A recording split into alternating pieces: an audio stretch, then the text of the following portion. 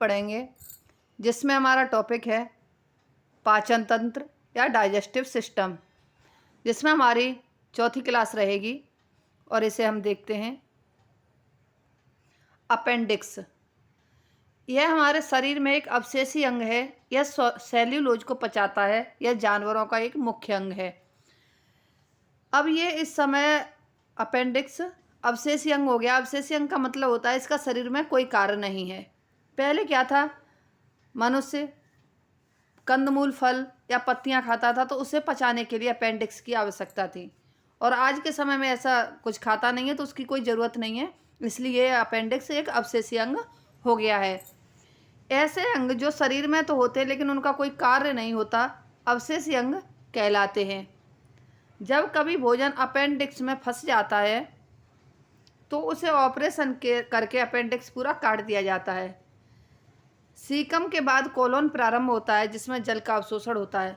जल का अवशोषण कोलोन में होता है। कोलोन में ही म्यूकस का निर्माण होता है जो पचे हुए भोजन को चिपचिपा बना देता है। म्यूकस का निर्माण मलाशय रेक्टम में अवशिष्ट पदार्थ जमा रहता है और गुदा के द्वारा बाहर निकल जाता है। म्यूकस का निर्माण मलाशय में अवशिष्ट पदार्थ जमा रहता है और गुदा के द्वारा बाहर निकल जाता है। पाचन की क्रिया एक जल अपघटन की क्रिया है। पाचन की संपूर्ण क्रिया 5 अवस्थाओं में होती है। अंतर्ग्रहण, भोजन को निगलने की क्रिया को अंतर्ग्रहण कहते हैं। अंतःग्रहण मतलब अंतः माने अंदर, ग्रहण कर माने ग्रहण कर लेना। पाचन डाइजेशन, भोज्य पदार्थों का छोटे छोटे सरल पदार्थों में टूटना पाचन कहलाता है। अवशोषण एब्जॉर्प्शन, पचे हुए भोज्य पदार्थों को कोशिकाएं जब सोख लेती हैं तो उसे अवशोषण कहते हैं। स्वांगीकरण एसिमिलेशन, पचे हुए भोज्य पदार्थ से ऊर्जा प्राप्त करने की प्रक्रिया को स्वांगीकरण कहते हैं। मल परित्याग या डिफेक्शन, पाचन के बाद बचे हुए अवशिष्ट पदार्थों को बाहर निकालने की क्रिया मल त्याग कहलाती है। मल का पीला भूरा रंग स्टरकोविन व यूरोबिलिन पिगमेंट के कारण होता है। मल की बदबू इंडोल व स्केटोल नामक पदार्थ के कारण होती है।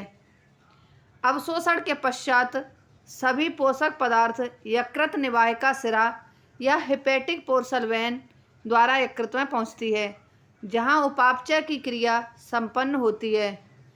अवशोषित पदार्थ शारीरिक पदार्थों में परिवर्तित कर दिए जाते हैं, जिसे स्वांगीकरण या एसिमिलेशन कहते हैं।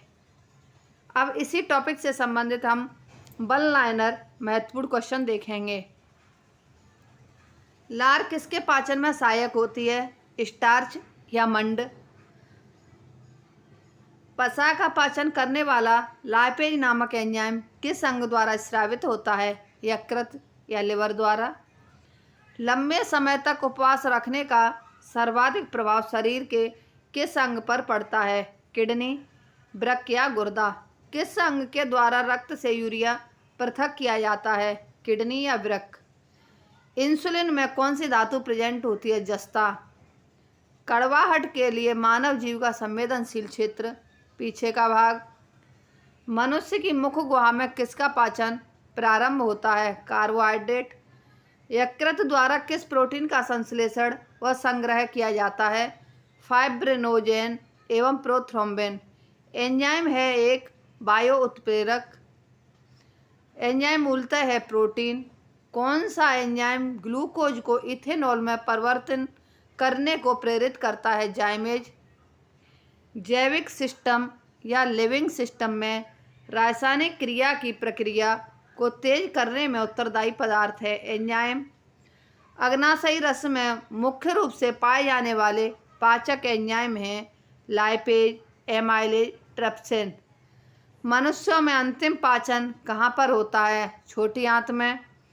उस नलिका को क्या कहते हैं जिससे पित्त रस और अग्नाशयी रस दोनों एक साथ आकर छोटी आंत के ड्यूडेनम में पहुंचते हैं, यकृत अग्नाशयी नलिका। आमाशय रस में होता है पेप्सिन, लाइपेज और रेनिन। सक्कस इंटेरिकस नाम दिया है आंत के रस के लिए। पीलिया में कौन सा अंग प्रभावित होता है? यकृत या लिवर? कुफर कोशिकाएं किससे संबंधित है? यकृत से। स्वादिष्ट भोजन देखकर मुंह में पानी आ जाता है, यह है स्नायु संबंधी प्रक्रिया। भोजन नली की दीवारों के संकुचन और प्रसरण को क्रमांकुचन गति कहते हैं। दांतों की सड़न शुरू हो जाती है जब मुंह की पीएच कम होती है 5.5 से। पाचन के दौरान पित्त की भूमिका होती है वसा का पायसीकरण। ऑक्सीकरण के समय अधिकतम मात्रा में ऊर्जा उत्पन्न करते हैं ग्लूकोज। मनुष्य के पाचन तंत्र में उत्सर्जित अम्ल कौन सा है? HCl या हाइड्रोक्लोरिक अम्ल? भोजन के पाचन की प्रक्रिया के दौरान होने वाले ऊर्जा परिवर्तन के प्रकार बताएं। रासायनिक ऊर्जा से ऊष्मा ऊर्जा तक। एक जानवर द्वारा निस्सारित किया गया फेरोमोन एक ही जाति के जानवरों के बर्ताव पर प्रभाव डालता है। फेरोमोन जैसे आपने देखा होगा कि चींटियाँ होती हैं, वो झुंड लाइन बनाकर चलती हैं, वो एक एसिड छोड़ती है फेरोमोन नाम का, जिसके कारण वो अपनी ही दिशा को पहचानते हैं और अपने ग्रुप के जानवरों को। विटामिन सी की कमी से कौन सा रोग होता है? स्कर्वी। दांत का स्कर्वी रोग जो होता है खट्टे फलों की पूर्ति करता है। स्कर्वी रोग में खट्टे फलों के खाने से विटामिन सी की पूर्ति हो जाती है, जिससे स्कर्वी रोग समाप्त हो जाता है। दांत का निर्माण किससे बना होता है? कैल्शियम फॉस्फेट से। स्टार्च को जल अपघटन से ग्लूकोज बनाने वाला एंजाइम है एमाइलेज। किस व्यक्ति के पाचन तंत्र की जांच करने के लिए इस्तेमाल किया जाने वाला यंत्र कहलाता है? इंडोस्कोप। मनुष्य में पाचन क्रिया कहाँ प्रारंभ होती है? मुख में। भोजन से प्राप्त ऊर्जा को कैसे मापा जाता है? कैलोरी में। कौन सा आहार मानव शरीर में नए ऊतकों की वृद्धि के लिए पोषक तत्व प्रदान करता है? पनीर। मानव शरीर में कंठ को क्या कहा जाता है? Voice box. ग्लूकोज का सूत्र C6H12O6। उस प्रक्रिया को क्या कहते हैं जिसमें बड़े और जटिल कार्बनिक अणु एंजाइम की सहायता से छोटे और सरल अणु में टूटते हैं? पाचन। दूध के दांत एब्सेंट होते हैं। अग्रचर्वणक प्रीमोलर। आमाशय उदर गुहा में बाईं ओर स्थित होता है। यह अंग्रेजी के किस अक्षर के जैसा दिखता है? जे आकार के। जठर रस में श्लेष्मा या म्यूकस का स्राव जठर ग्रंथि के किस कोशिका के द्वारा होता है? गॉलवेट कोशिका। इसी के साथ ही हमारी आज की ये क्लास समाप्त होती है। हमारी अगली क्लास कल होगी। यदि हमारी ये वीडियो आपको पसंद आती है तो हमारे चैनल को like, subscribe, share and comment अवश्य करें। धन्यवाद।